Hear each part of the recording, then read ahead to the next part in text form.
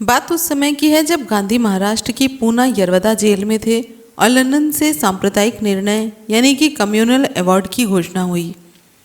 इसमें दलितों के पृथक निर्वाचन स्वीकार कर लिए गए थे तथा आम चुनावों में भी दलितों को वोट देने और उम्मीदवार होने का अधिकार दे दिया गया था। वह अंबेडकर की जीत थी। यह गांधी के लिए असहनीय चोट थी। उन्होंने ब्रिटिश प्रधानमंत्री को सूचित किया, मैं 20 सितंबर से दलितों के इस अधिकार विरुद्ध आमरण अनशन करूंगा। जय भीम, नमो बुद्धाय। गांधी जी की सूचना के उत्तर में ब्रिटिश प्रधानमंत्री ने लिखा, सरकारी फैसला विभिन्न जातियों के न्यायपूर्ण हकों को ध्यान में रखकर किया गया है।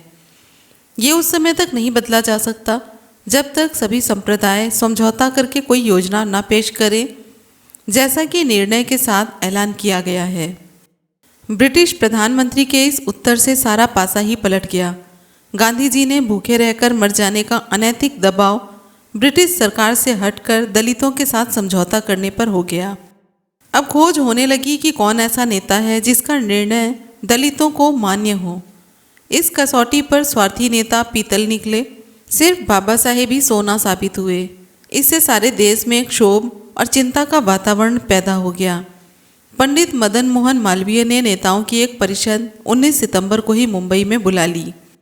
परिषद में पंडित मदन मोहन मालवीय, डॉक्टर राजेंद्र प्रसाद, अणे, मुंजे, ठक्कर, सर चिमनलाल सेटलवाड़, MC राजा, डॉक्टर सोलंकी, डॉक्टर अंबेडकर आदि नेता शामिल हुए।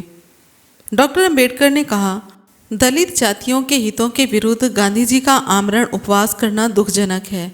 यह उचित है कि गांधी जी का जीवन बचाने के लिए प्रत्येक मनुष्य को यत्न करना चाहिए, परंतु एक बात निश्चित है कि गांधी जी का जीवन बचाने के लिए मैं दलितों के हित के विरुद्ध किसी प्रस्ताव के पक्ष में नहीं हूँ।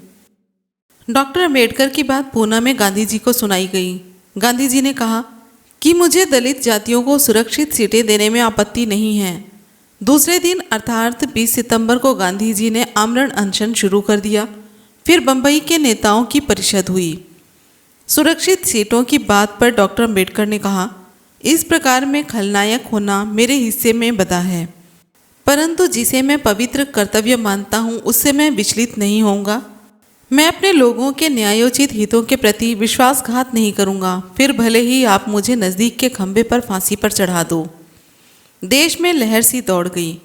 सारे नेता डॉक्टर अंबेडकर की कोठी के चक्कर काटने लगे, उन्हें लालच दिखाने लगे। नेता और वकील सड़कें बुहारने लगे, दलितों को भोजन खिलाने लगे। कांग्रेसी महिलाएं भी उनसे गांधी के प्राणों की भीख मांगने लगीं, जिनमें कमला नेहरू और कैप्टन मेहता, कैप्टन हंसा भी थी।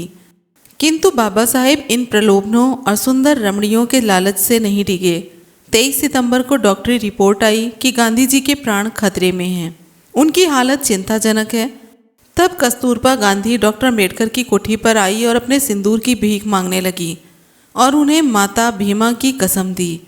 तब डॉक्टर अंबेडकर ने समझौते की शर्त पत्र तैयार किया, किंतु कांग्रेसियों ने इसमें बहुत काट छांट की।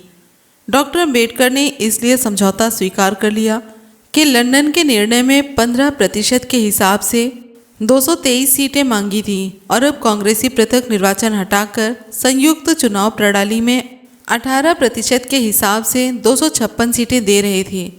फिर फैसला 197 सीटों पर हो सका। पहले गांधी जी ने हस्ताक्षर किए तथा बाद में डॉक्टर अंबेडकर जी ने किए। यह तिथि 14 सितंबर 1932 थी। इस तरह से ना जाने कितनी बार बाबा साहेब दलितों के हितों के लिए खड़े हुए हैं। बाबा साहेब के एक एक कदम बहुत ही कठिन संघर्षों से गुजरे हैं और इसी तरह से उनकी संघर्षों की कहानी जानने के लिए चैनल को सब्सक्राइब करें और वीडियो पसंद आई हो तो लाइक करें। फिर मिलते हैं अगले वीडियो में। जय भीम, नमो बुद्धाय, जय संविधान।